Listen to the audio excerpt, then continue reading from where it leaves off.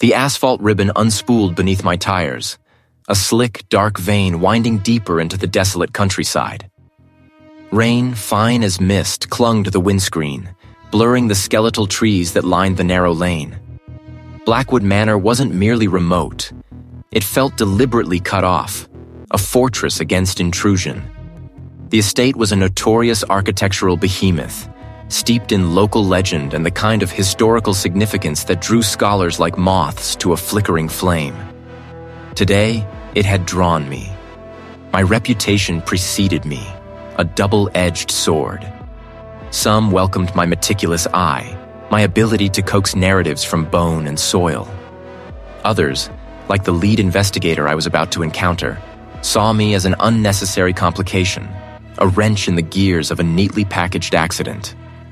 Dr. Alistair Finch, the celebrated historian, dead at Blackwood. The initial report, relayed over a crackling satellite phone, had been curt. A tragic fall from a balcony. My gut, however, had already begun its familiar low thrum of dissent. Tragedies were rarely simple. The manor loomed, a granite leviathan against the bruised sky, its Gothic spires piercing the low cloud cover. The estate grounds, once manicured, were now overgrown, lending an air of forgotten grandeur. A single patrol car, its blue lights extinguished, sat near the main entrance. I parked beside it, the engine ticking as it cooled, a stark contrast to the oppressive silence of the place. A large, burly detective, his face etched with impatience, met me at the front door. "Seth, took you long enough." His gaze swept over my field kit, a dismissive flick of the wrist. "Nothing complicated here. Old man took a tumble. Happens." "Perhaps," I replied, my voice level, ignoring the implied hurry. "But I prefer to let the evidence speak for itself." He grunted, leading me through a cavernous foyer, past tapestries depicting ancient battles and portraits with unsettlingly lifelike eyes. The air was heavy with the scent of dust, aged wood, and something else. A faint metallic tang that raised the fine hairs on my arms. We emerged onto a wide stone patio at the rear of the manor. The rain had paused, leaving the flagstones gleaming. There, crumpled near a balustrade, lay Dr. Alistair Finch. His body was an awkward geometry of limbs and fabric, a stark tableau against the ornate patio. The official conclusion, an accidental fall from the second-story balcony directly above, seemed plausible at first glance. His glasses lay shattered a few feet away, a spiderweb of cracks across their lenses. My gaze swept over the scene, absorbing every detail, cataloging the minutiae that others might overlook. The way the light caught the moisture on the flagstones, the pattern of moss growing between the cracks, the single crimson rose petal clinging to Finch's tweed jacket. I didn't touch anything yet, merely observed. The detective watched from a distance, arms crossed, clearly expecting a quick confirmation of his theory. Finch's left arm was twisted unnaturally beneath him. My eyes narrowed. The manor's grounds were clay and loamy earth, not this particular composition. Then I saw it. A thin, linear abrasion, not deep, but distinct, on the inner forearm of his right arm, just above the wrist. It was too clean, too precise for a random scrape from a fall. It looked almost like a drag mark, or the faint impression of a binding, or perhaps a minor injury from a sharp edge, not of stone or wood. It was the same visceral clench I'd felt before, standing on the deck of a yacht at anchor storm, closing in, sealed briefcases stacked against the bulkhead, the air thick with unspoken threats and the smell of salt and diesel. That memory, sharp and unsettling, flashed through my mind, a stark reminder of the hidden currents beneath seemingly placid surfaces. This wasn't a simple fall. I leaned closer to Finch's face, ignoring the gruesome damage. His eyes, though clouded, held a distant, almost surprised stare. A final lingering question. The detective cleared his throat impatiently. "See? Textbook. Old man loses his footing, hits his head. Happens every week." I straightened slowly, my gaze fixed on the subtle anomaly on Finch's forearm. Perhaps, I repeated, my voice betraying none of the complex calculations churning in my mind. But sometimes, a narrative steeped in something far more intricate than a misstep, and I was determined to listen. I knelt beside the historian's remains, the air thick with the damp scent of ancient stone and decaying leaves. The initial assessment had been cursory, a necessary evil before the real work began. Now, with the preliminary photos taken by the crime scene technician, I could truly immerse myself in the silent narrative of the body. My colleagues had moved away, respecting the unspoken boundary I drew around my work, leaving me to the quiet hum of my own focus. The light in the manor's grand hall, filtered through tall, grimy windows, cast long, shifting shadows. It was inadequate, so I flicked on my portable LED array, bathing Dr. Finch in a cold, unforgiving illumination. The preliminary report cited a fall from the upper gallery, a distance of 20 feet onto the flagstone floor. The primary injuries, a catastrophic skull fracture, multiple broken ribs, a compound fracture of the femur, were consistent with such a descent. But my experience had taught me that consistency was often a veil, obscuring the true violence beneath. I started with the hands, still gloved in their evidence bags. The fine silt under Finch's fingernails, noted earlier, was an initial flag. It wasn't the coarse dust of the manor, but something finer, almost powdery, with a peculiar glint. I moved my magnifying loupe over the back of his right hand, scrutinizing the skin. The peculiar abrasion I'd glimpsed before became clearer, a shallow, linear gouge across the knuckles, as if dragged against a rough, fibrous surface. Not a scrape from the fall itself, I mused, but something that preceded it. My gaze traveled up the arm, past the torn sleeve of his tweed jacket. I carefully removed the evidence bags and began a more thorough palpation. The initial assessment noted the expected impact fractures in the forearm, typical of bracing a fall. But as my fingers traced the delicate radius and ulna, I felt something else. A subtle, almost imperceptible discontinuity. I adjusted the LED, bringing the light to bear at an oblique angle, highlighting the contours of the skin. There, just proximal to the wrist, was a faint, almost invisible swelling. I applied gentle pressure. No crepitus, no overt pain response, of course, but the texture beneath my fingertips felt wrong. Could be an old injury. The lead detective's voice rumbled from a respectful distance, startling me slightly. He'd approached without a sound. I didn't look up. Perhaps my voice was a low murmur. Or perhaps not. I retrieved my microscanner, a handheld device that offered rudimentary imaging of bone density and structure. Calibrating it, I pressed the sensor against the anomaly. The screen flickered to life, displaying a grayscale image. My breath hitched. There it was. A series of minuscule hairline fractures, almost invisible to the naked eye, running spirally along the bone shaft. These weren't compression fractures from impact. These were torsional fractures, consistent with a twisting force applied before the bone broke from the fall. Someone had twisted his arm. My mind raced, reconstructing the sequence. A struggle, a violent twist, then the fall, covering the initial trauma with more obvious, devastating injuries. The simple explanation, the tragic fall, was disintegrating under the weight of these minute details. Next, I turned my attention to Finch's clothing. His tweed jacket was torn in several places, consistent with snagging on architectural elements during a fall. But the fabric, particularly around the collar and cuffs, held another secret. I used a specialized brush to gently sweep the surface, collecting microparticles onto a sterile slide. Under my portable microscope, the dust revealed itself. It wasn't the ubiquitous household dust, nor the plant matter from the manor grounds. Its color was a muted ochre, unlike anything I'd ever encountered in a domestic setting, or even at previous archaeological sites in this region. I collected more samples, carefully sealing them in individual envelopes. This dust was unique. My mental database of geological and mineralogical compositions, honed over decades of examining ancient sites and artifact provenance, whirred into action.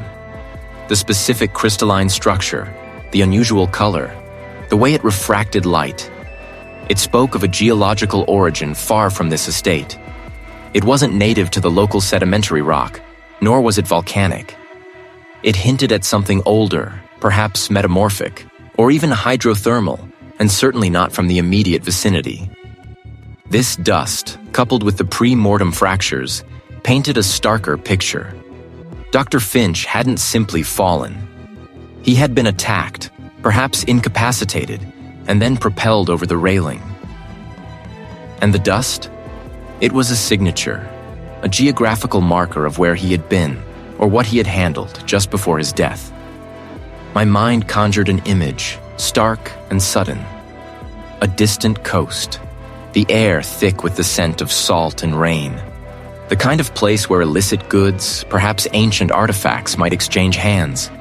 The kind of environment where unique geological deposits, carried on crates or clothing, could be easily transferred.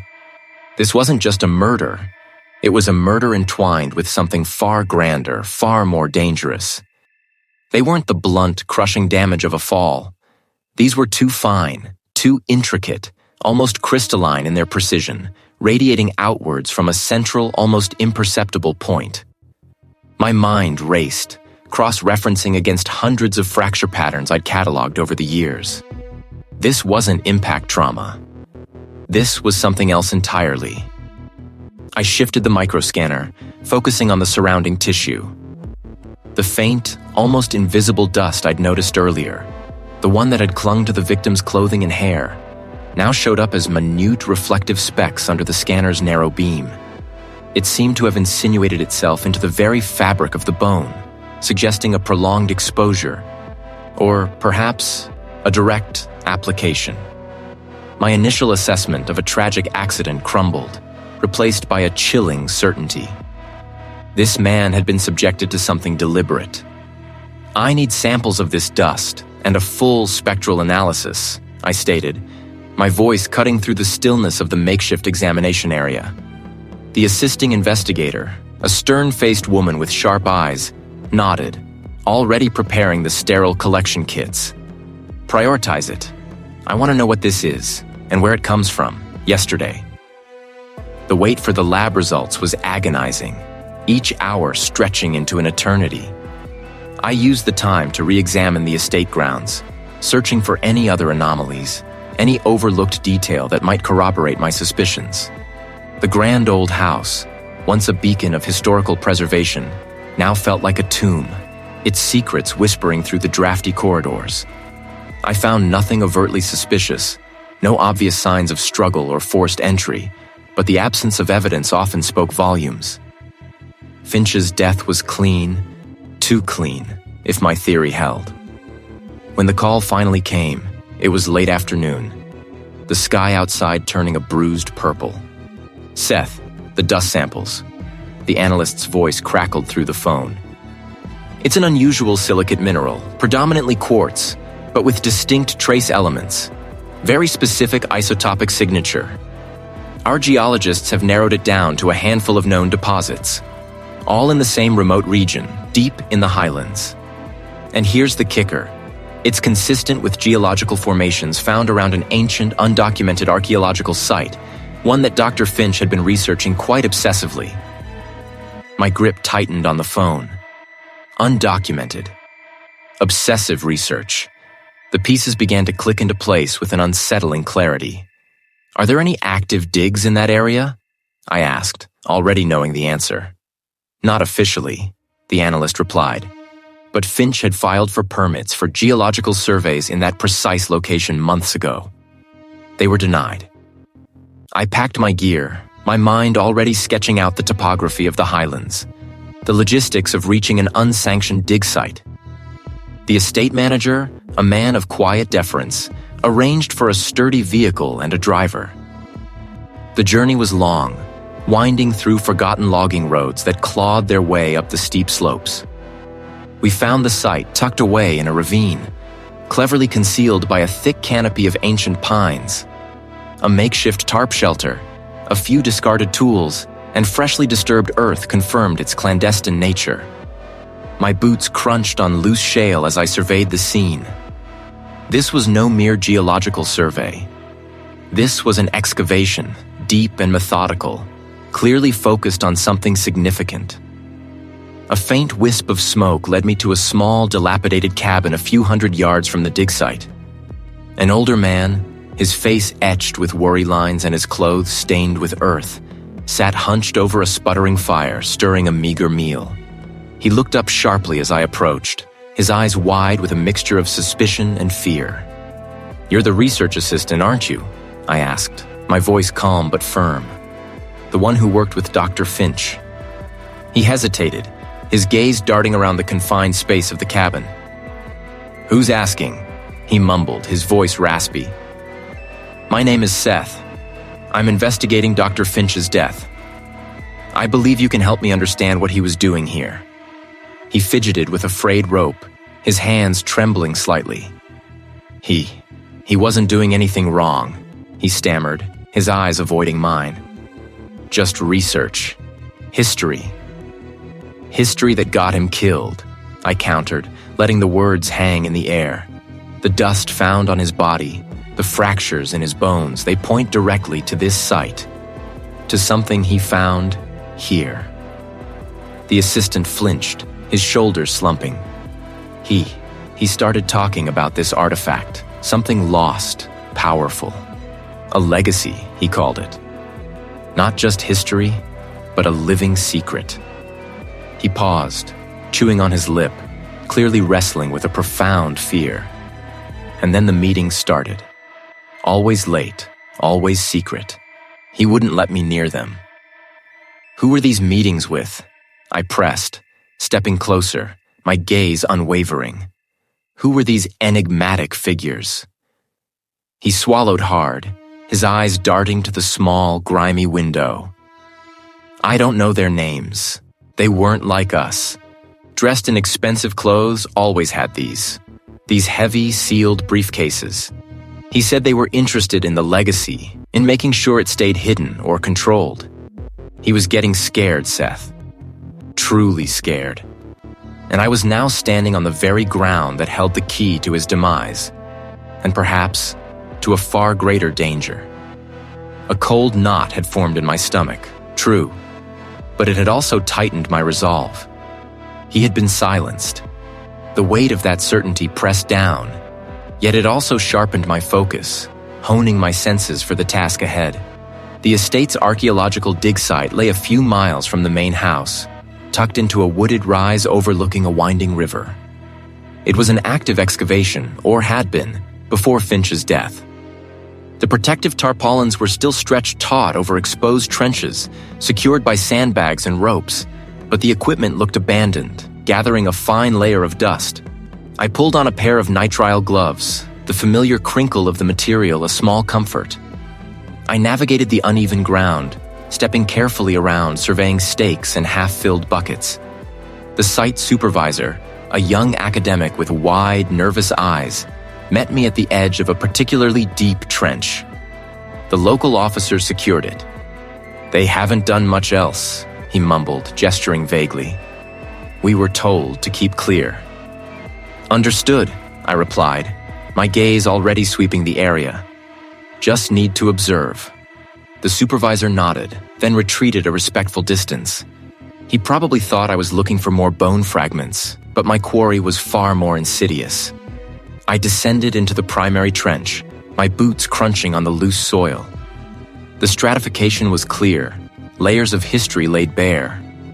Roman pottery shards near the surface, then Iron Age implements, deeper still, remnants of a much older, less understood culture. My eyes, trained to spot the anomalous, immediately picked up discrepancies. A section of the trench wall, recently shored up with rough-hewn planks, looked too new. I knelt, scraping away a thin layer of topsoil with a trowel. Beneath it, the earth was compacted, but not naturally. It had been tamped down. Nestled amongst a scatter of genuine Iron Age flints, a small, curved fragment of baked clay. It was no larger than my thumb, a dull, earthy red, with a faint geometric pattern etched into its surface. I carefully picked it up, turning it over in my gloved fingers. The pattern, the composition of the clay. This wasn't from any known period of British history. Not even the earliest strata of this site. It was anachronistic, wildly out of place. It looked Aegean, or perhaps early Anatolian. A tiny piece of a puzzle that simply didn't fit. This fragment, so small, yet so profoundly alien to this soil, was a physical manifestation of that legacy. He hadn't just researched it, he had found a piece of it here. And someone had wanted it, or him, gone. As I climbed out of the trench, the lead detective, a burly man named Miller with a perpetually skeptical expression, approached. "Anything, Professor?" he asked, his tone laced with thinly veiled impatience. "We're under pressure to wrap this up. Coroner's report is leaning heavily towards accidental fall. No sign of struggle, no defensive wounds." "The scene of death told one story, Detective," I countered, holding up the pottery fragment. "This dig site tells another." I extended the small piece of fired clay. "This doesn't belong here. Not by several millennia and not by several thousand miles." Miller barely glanced at it. "An old piece of pottery? Could be anything. Someone dropped it, a souvenir, a prank." He waved a dismissive hand. "Look, Professor, I appreciate your thoroughness, but we have limited resources. The family wants closure.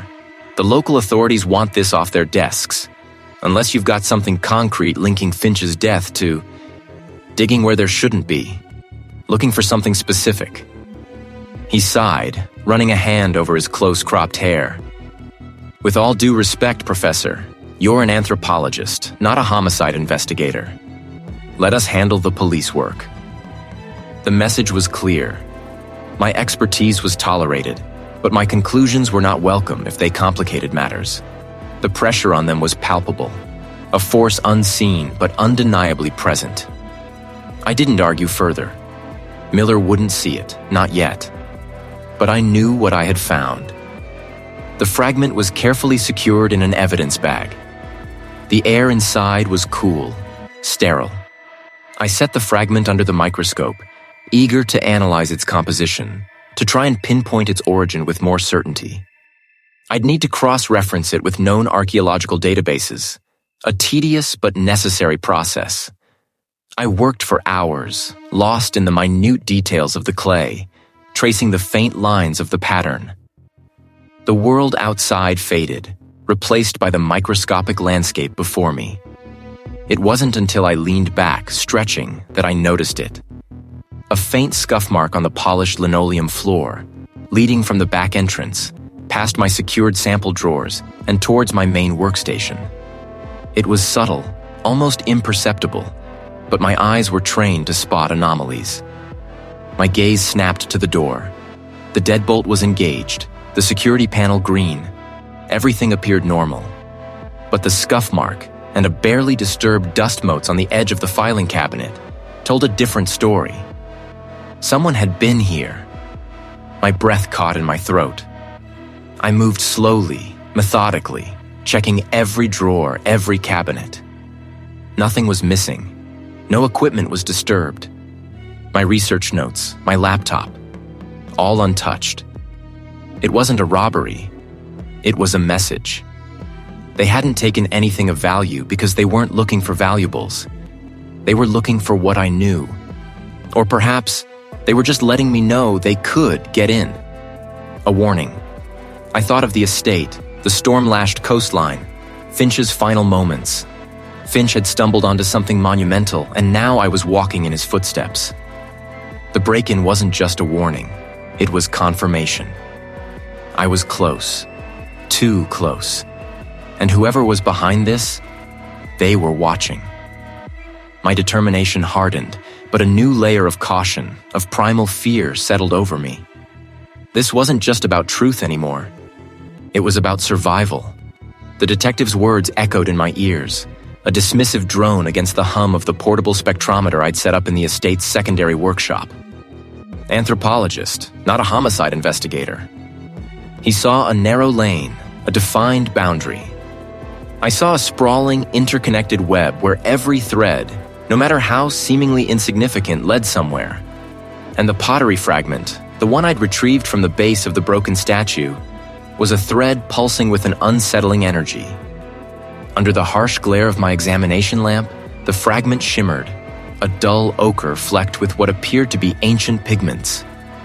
I carefully mounted it on the microanalysis stage, adjusting the magnification.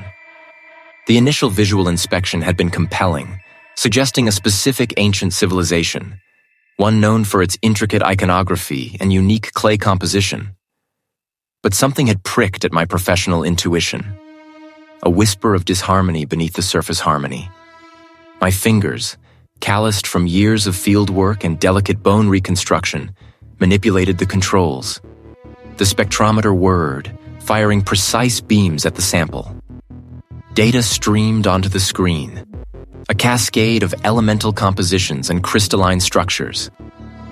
I cross-referenced the results with my extensive database of known ancient materials. The clay itself was a near-perfect match, a testament to exceptional sourcing.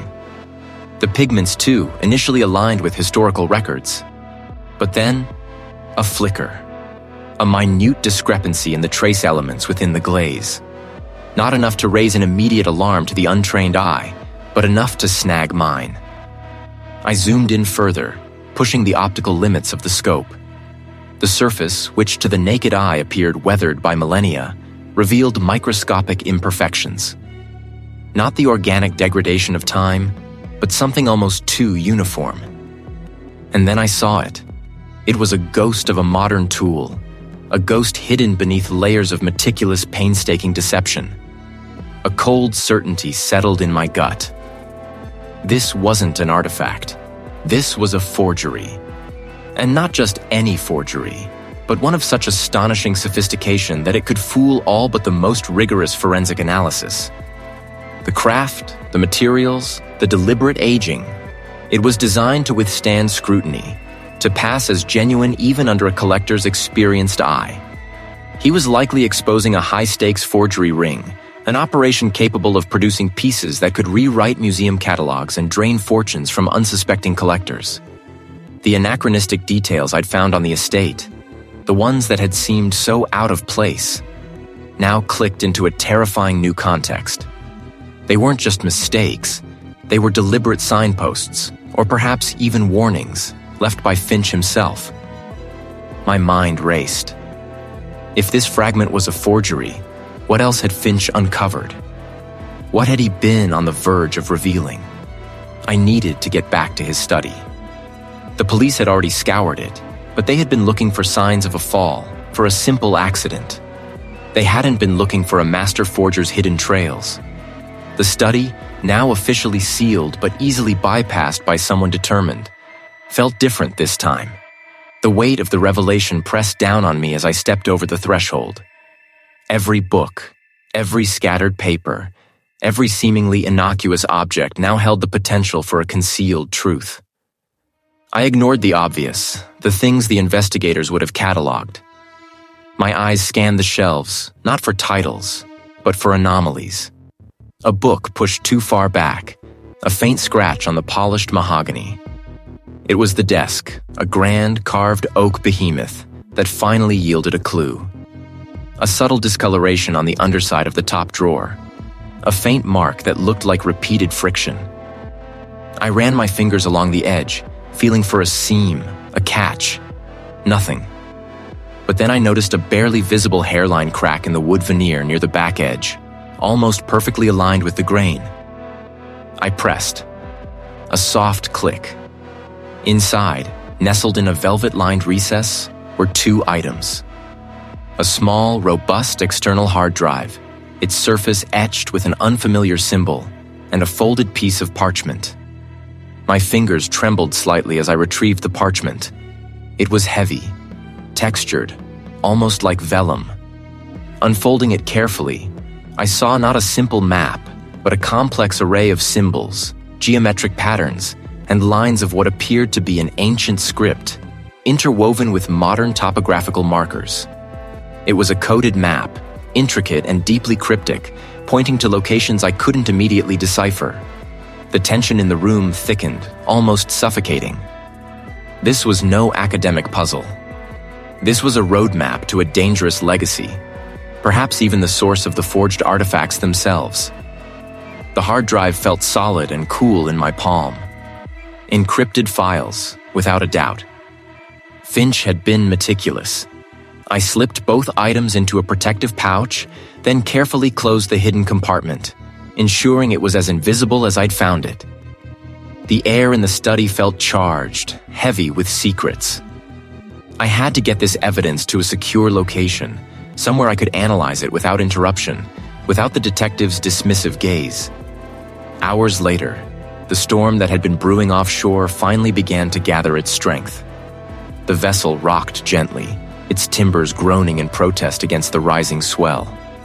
I sat at a small, collapsible table in the main cabin, the hard drive and the coded map spread before me, along with my own sealed briefcases containing my specialized tools and a secure satellite link. The wind howled a mournful tune, a fitting backdrop to the storm brewing within me. The detective wanted a simple fall. The real hunt had just begun. My fingers, accustomed to brushing soil from ancient bones, now danced across a different kind of surface. The cold, polished keys of a specialized decryption rig. The historian's digital footprint, a collection of encrypted files and a peculiar coded map, lay before me. This wasn't about skeletal trauma anymore. It was about the anatomy of a secret. The encrypted files were even more recalcitrant, protected by multiple layers of obfuscation. I leaned into the glow of the screen, my eyes tracing the cascading lines of hexadecimal code. This wasn't a puzzle to be solved with brute force, but with a forensic understanding of patterns, of human behavior translated into digital architecture. The historian hadn't just archived data, he had hidden it, a testament to the sensitive nature of its contents. Hours blurred into a singular, focused effort. My mind, a labyrinth of cross-referenced historical data and linguistic constructs, began to pick apart the historian's unique cipher. I recognized fragments of archaic Latin, interleaved with obscure navigational terms and references to specific archaeological methodologies. It was a language tailored for a very specific audience, a gatekeeper's tongue. A small, almost imperceptible shift in the algorithm caught my attention. A key, disguised as a date from a minor historical event, clicked into place. The first file opened. Not a torrent of data, but a trickle. Fragmented entries, names obscured, locations hinted at. But the terms that emerged, stark against the monochrome display, sent a shiver down my spine. The legacy. The keepers. Not abstract concepts, but capitalized, proper nouns, treated with an almost reverential gravity. My initial assumption of simple artifact forgery crumbled. This wasn't about counterfeiting. It was about proprietorship, about ownership of history itself. The files spoke of authentic provenance, curatorial oversight, and uninterrupted lineage. This wasn't just a network of wealthy collectors. It was a shadowy historical society, manipulating narratives, controlling the flow of priceless genuine artifacts, perhaps even shaping what we understood as historical truth. Some markings were not locations but dates, tied to specific historical finds, or perhaps relocations. Others denoted specific vessels, port designations, and rendezvous points. One particular sequence, highlighted and repeated across several decrypted entries, pointed to a maritime asset. A yacht. My internal compass spun. The estate, the historian's fall, the seemingly anachronistic details. They were all pieces in a much grander, more dangerous game. The historian hadn't just stumbled upon a conspiracy. He was clearly an integral part of its documentation, perhaps even its undoing. His death wasn't a tragic accident. It was a silencing.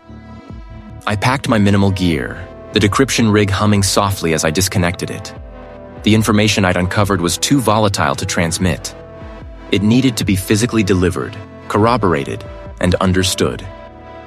A storm was brewing, both literally and figuratively. The journey to the coast was a blur of focused tension. The air grew heavy, thick with the scent of salt and an approaching squall. When I finally reached the harbor, the world was a study in grays and blues, the waves chopping restlessly against the seawall. It was a vessel of impressive size, its polished hull gleaming even in the fading light. I watched from a discreet vantage point, the wind whipping my coat around me. Two figures, their faces obscured by the distance and the gloom, moved briskly across the yacht's deck.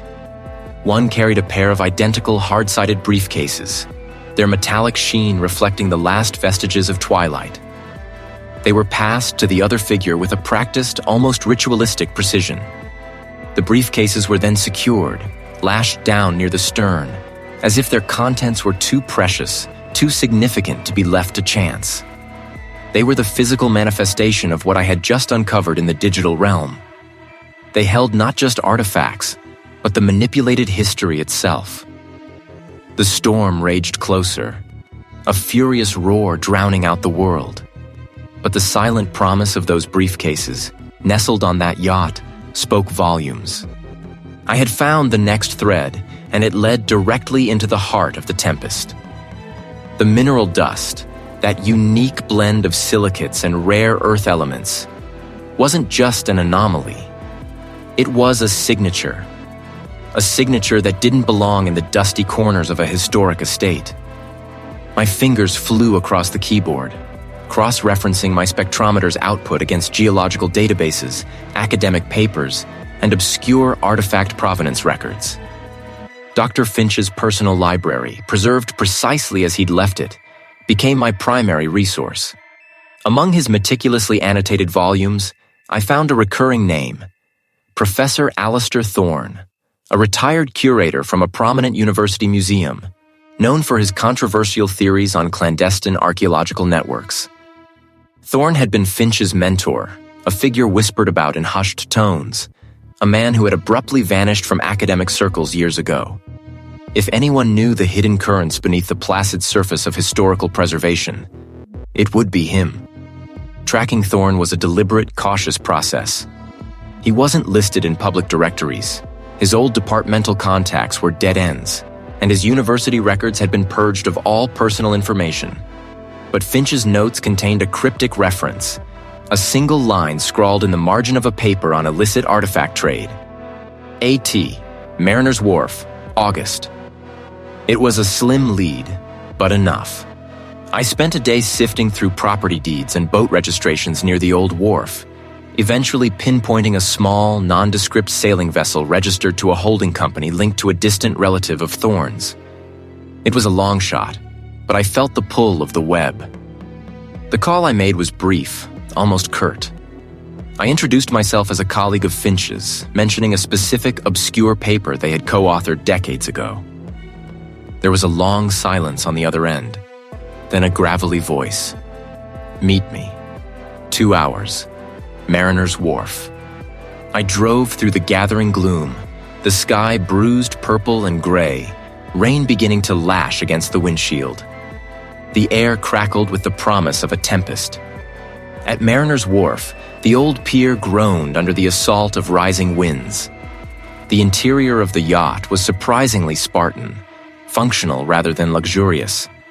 Professor Thorne, a man whose frame seemed shrunken but whose eyes still held a sharp, unnerving intelligence, sat hunched over a small table.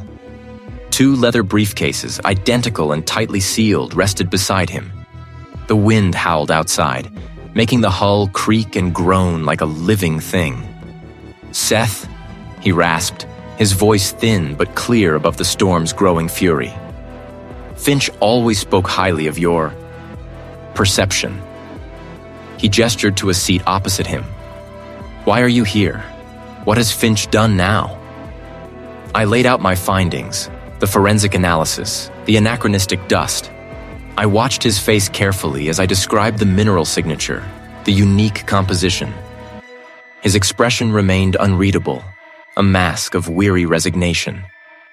"You're chasing ghosts, boy," he finally said, his gaze fixed on the rain-streaked porthole. "Some histories are best left buried." "Finch didn't think so," I pressed, "and neither do I. That dust is real, Professor. It points to something ancient, something out of place. And Finch died because of it."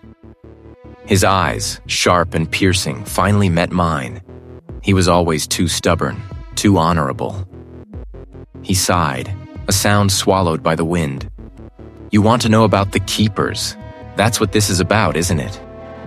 The name hung in the air, a physical weight. "I believe so." Finch's notes hinted at them. "They are not a myth, Seth. They are very real. A powerful, secret society, old money, old power, dedicated to controlling archaeological finds for their own political and financial gain. They don't just preserve history, they curate it.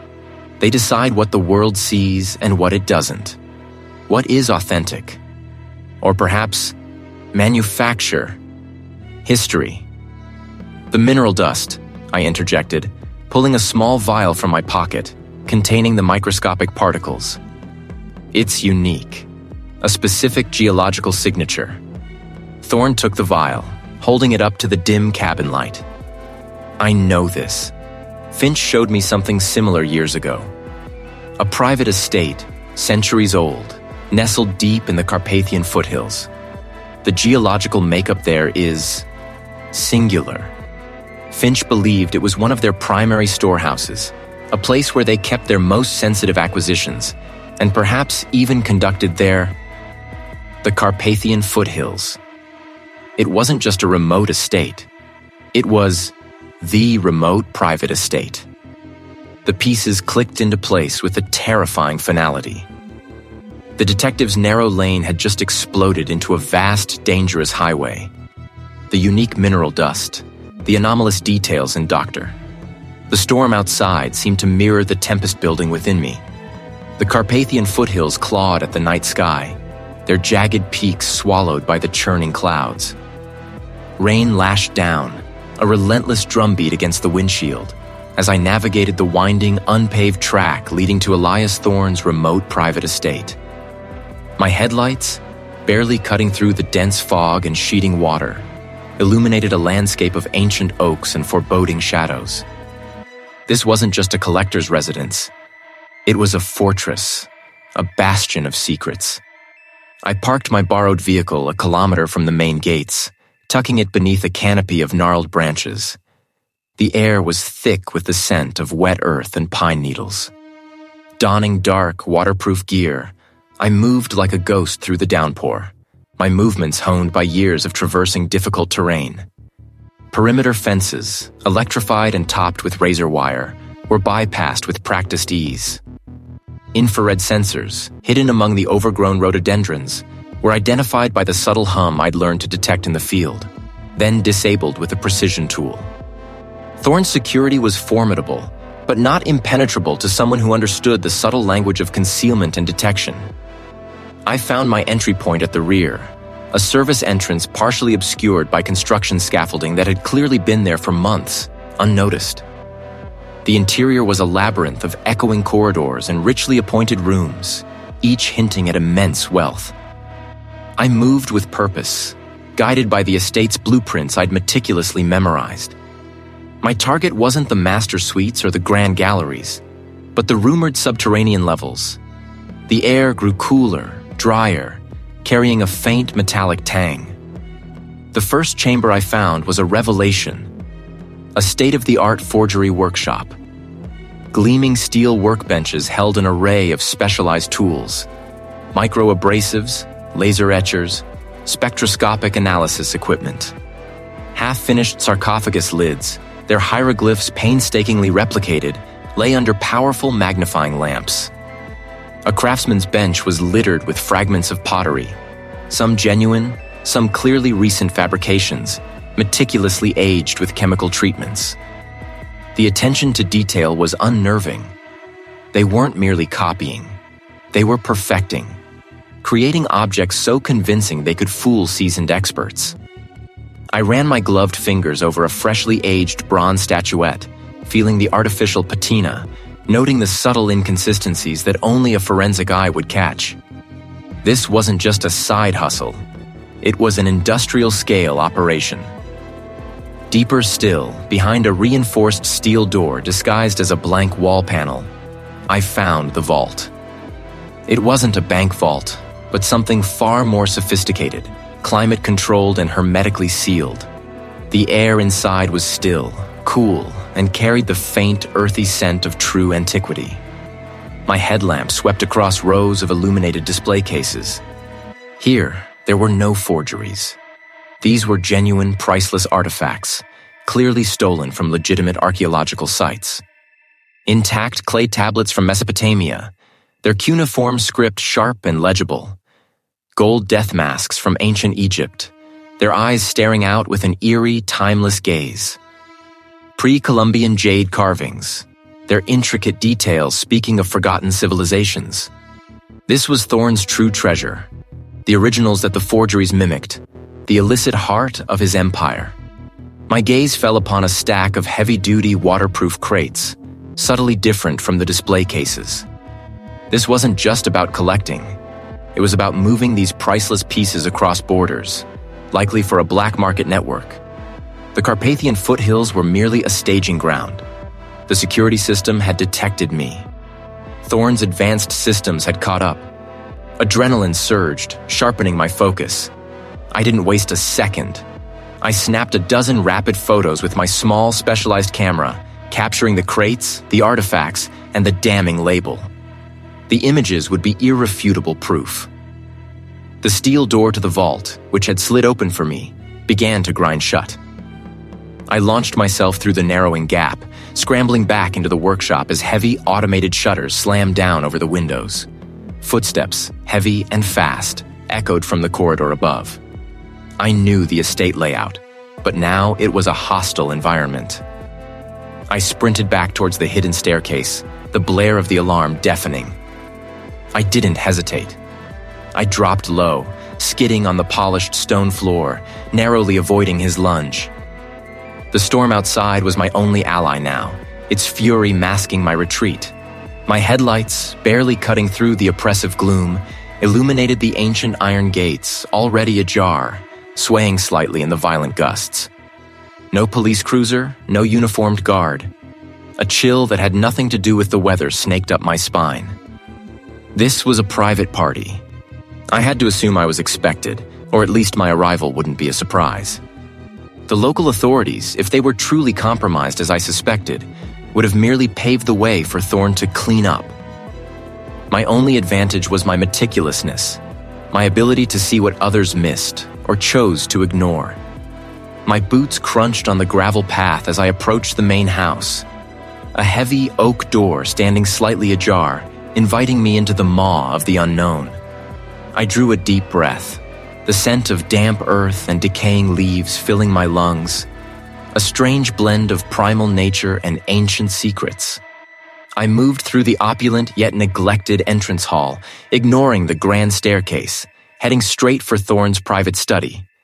The room I knew held the answers. The study was a mausoleum of knowledge, shelves crammed with leather-bound tomes, maps unfurled on an enormous desk, and the faint metallic tang of old ink. I didn't waste time on sentiment. My focus was surgical. I bypassed the obvious, the unlocked drawers, the open ledgers. My instincts, honed over decades of sifting through the detritus of human lives, pulled me toward a specific unassuming section of a bookshelf. My fingers traced the spines, a slight irregularity in the grain of one particular volume. I pressed it. A section of the shelf swung inward, revealing a small, hidden compartment. My breath hitched. Inside, nestled among a few loose papers, was a worn, leather-bound logbook and a series of meticulously drawn charts. The logbook was a ship's manifest, detailing routes, cargo, and rendezvous points. My eyes scanned the entries, then froze on a specific date, just days from now. Coordinates. This was it. Not just a meeting, but an exchange. The keepers were not merely preserving history, they were trafficking it. And Thorn was the architect, the facilitator. The storm outside mirrored the one brewing within me, a tempest of realization and righteous fury. I photographed everything, meticulously documenting the logbook, the charts, and the few loose papers that detailed specific artifacts. One of the papers included a crude sketch of a unique dagger, its hilt adorned with the same archaic symbols I'd found etched into the base of Finch's skull, hidden beneath layers of mummified skin. The connection solidified, undeniable.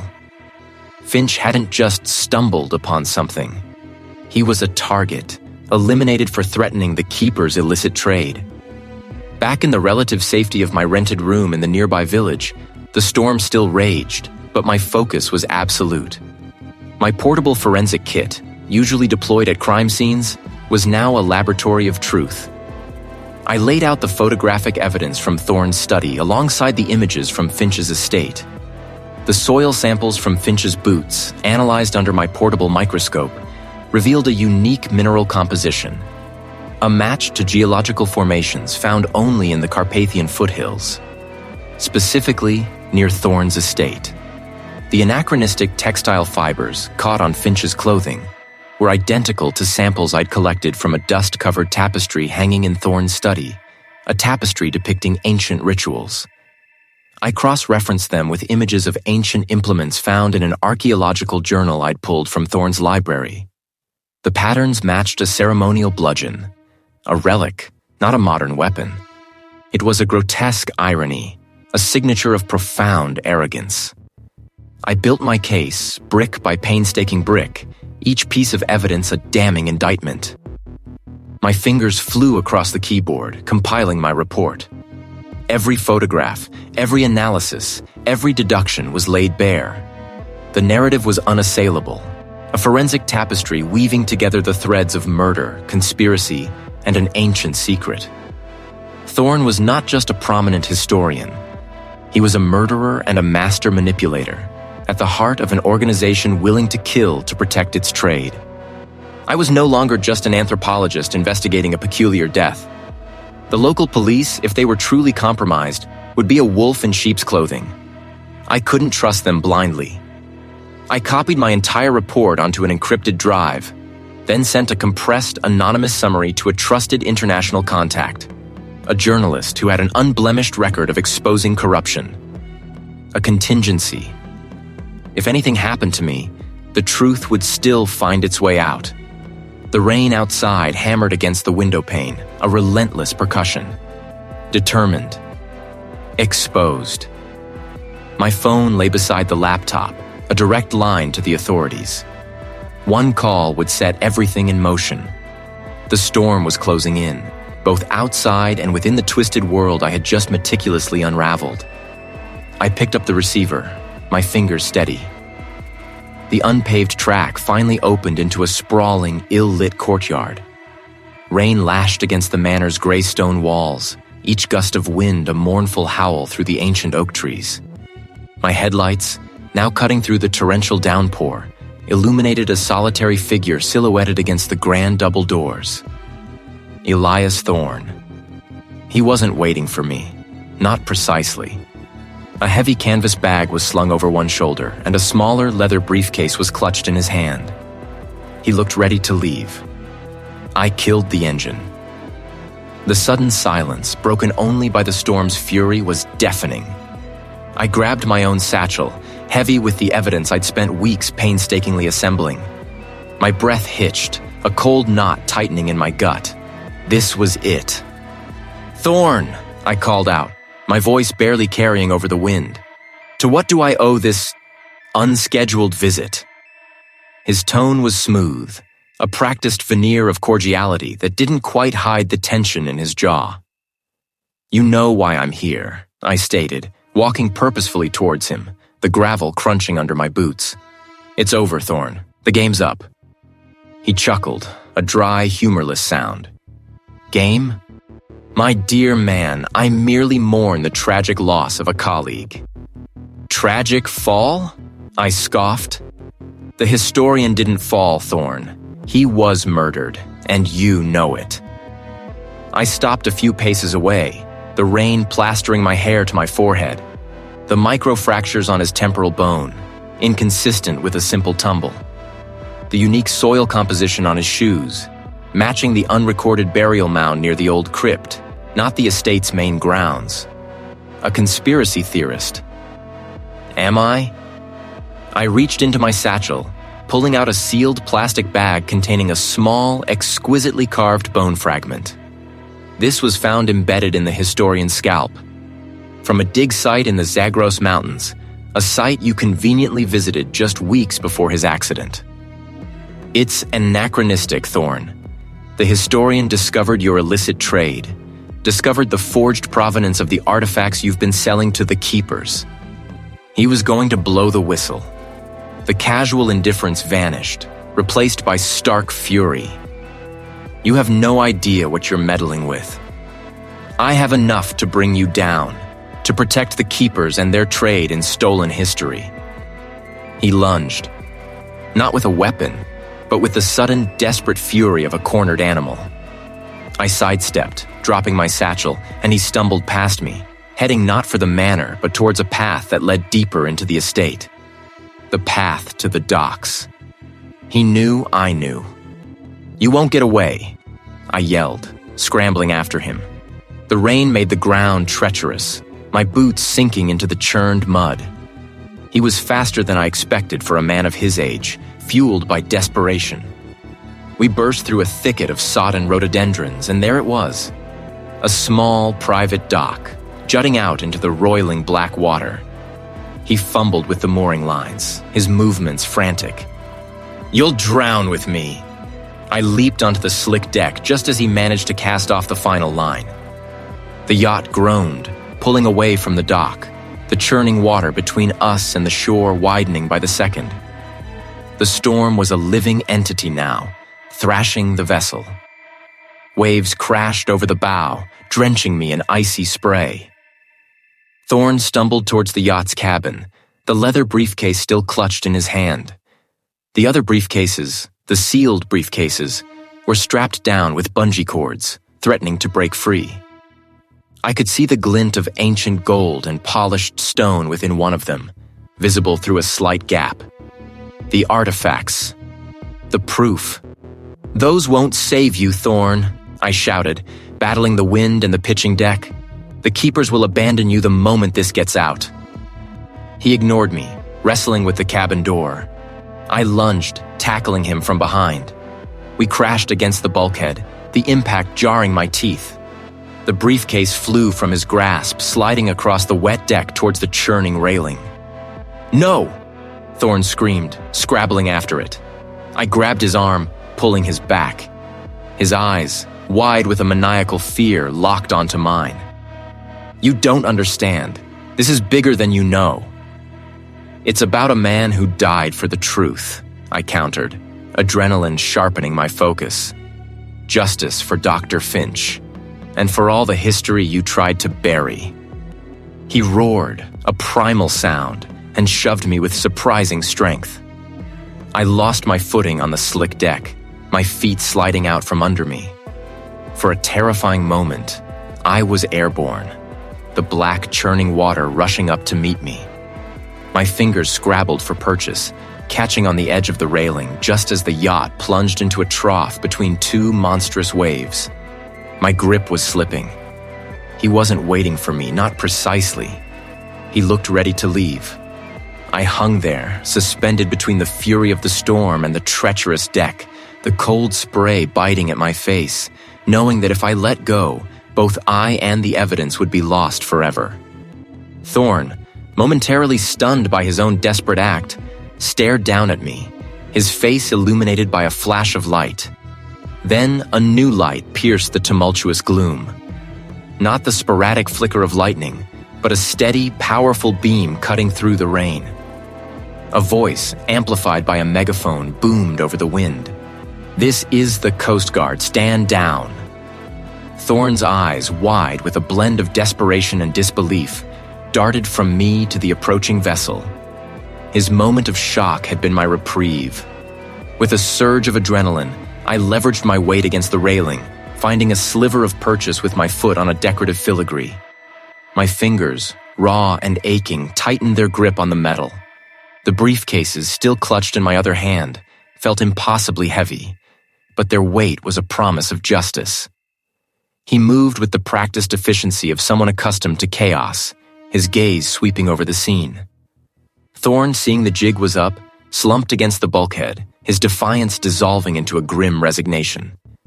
Two uniformed officers followed the investigator, their movements deliberate despite the rocking deck. One secured Thorne, while the other moved towards me, a hand reaching out. "Seth, are you all right?" the investigator asked, his voice calmer now that the immediate threat was contained. I nodded, pushing myself back onto the deck, my muscles screaming in protest. The briefcases dripping wet but intact, I held aloft like precious relics. "They're here," I managed, my voice hoarse. "Everything." The investigator's eyes widened as he took in the sealed briefcases, recognizing their significance instantly. He helped me to a more stable part of the deck, the rain still lashing down, but the worst of the storm seemed to be passing, leaving behind only its residual fury. The yacht, once a symbol of opulence and illicit power, now felt like a waterlogged prison. Hours later, the storm had retreated, leaving behind a bruised sky and a slick, glistening world.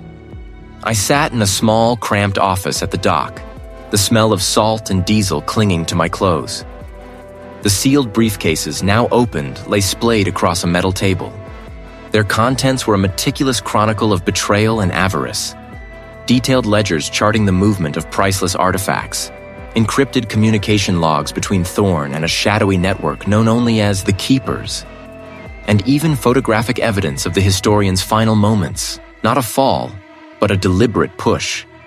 He had discovered a crucial piece of the puzzle, an ancient text that directly implicated the Keepers in a generations-long scheme to control the narrative of a specific ancient civilization, using their vast wealth to acquire, hide, and even fabricate evidence to support their twisted agenda. The anachronistic details I'd found on his remains, the faint residue of an unknown preservative, the unique soil particles, they all pointed to the historian's clandestine research and his ultimate confrontation with Thorne. He had tried to expose them, and for that, he had paid the ultimate price. The marine investigator, a man named Miller, sat opposite me, poring over the documents. "This is extensive," he murmured, shaking his head. "A global network. They weren't just trading artifacts, they were rewriting history. And eradicating anyone who got too close to the truth," I added, the words tasting bitter. The weight of it all, the historian's sacrifice, the sheer audacity of the Keepers to manipulate such vast swathes of human heritage, pressed down on me. The information from the briefcases quickly unraveled Thorne's intricate web. Arrests followed swiftly, a cascade of figures in high places, collectors, academics, all implicated by the meticulously kept records. The news exploded. The stolen artifacts, finally recovered from various clandestine storage facilities and private collections, were painstakingly repatriated to their rightful cultures, a monumental task that would span years. In the quiet aftermath, the adrenaline faded, leaving behind a profound exhaustion. The emotional and psychological toll was immense. I found myself staring blankly at walls, the images of the historian's shattered body, Thorne's desperate face, and the storm-lashed deck replaying in my mind. The pursuit of truth, I realized, was rarely clean or without cost. It demanded a piece of you, leaving scars that science couldn't mend. The world had shifted. The public, initially shocked, now demanded answers, accountability. The media frenzy was relentless, dissecting every detail of the Keepers' operations, their motivations, their victims. I was called upon to explain the forensic nuances, the subtle clues that had led me from a seemingly tragic fall to a global conspiracy. I spoke with a newfound clarity, my voice steady, fueled by the conviction that the truth, however painful, must always prevail. As the dust began to settle, A quiet unease lingered within me. The meticulous dissection of bones and soil, the quiet reconstruction of past lives, still held its allure. But a new current pulled at me. The thrill of the chase, the intellectual combat with those who sought to bury the truth, the raw, visceral fight for justice. It was a potent draw. I thought about the future, about the cases that would undoubtedly arise from the exposed network of the keepers, the deeper mysteries still lurking. Perhaps my role wasn't just to unearth the past, but to actively confront those who sought to control it. The path ahead seemed less defined, more perilous, but also profoundly vital. I considered embracing it, stepping beyond the quiet confines of the lab into a more active, perhaps even dangerous role in the relentless pursuit of justice through the unforgiving lens of science. The artifacts were safe, the legacy exposed, but the fight for truth I knew was eternal, and I was ready for the next battle.